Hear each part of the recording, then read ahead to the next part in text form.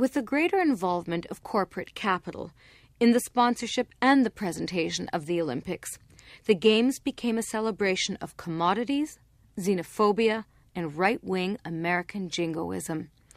Internationalism, a celebration of body and spirit, a solemn acknowledgement of human commonalities. All these positive aspects of the Olympics were distorted or lost in Los Angeles. And the manipulation of the Olympics for political purposes was no more innocent in 1984 than it had been in Berlin in 1936.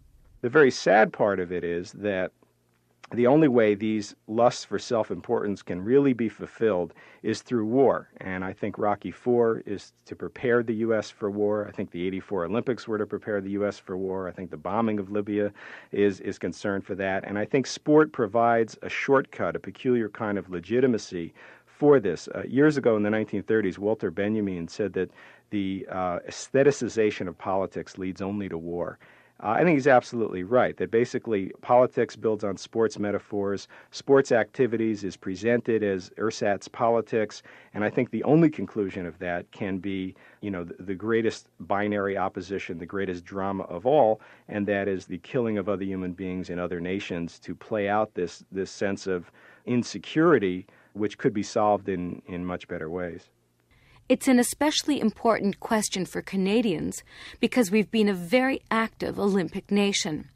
We've invested billions and shaped our sports programs to produce Olympic-style competitors. We've drained the public coffers and sacrificed much-needed social expenditure to mount the Montreal Games. We're going to host the next Winter Games in Calgary in 1988.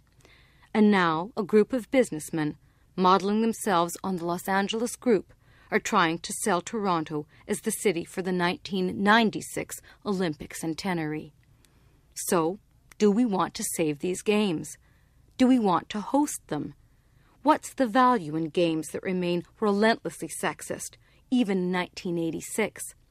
Why bother saving something that brings mega profits to private interests, but deprives ordinary people of social services and even recreational sports facilities? Do we want games that actively contribute to a worsening of tension on a world scale?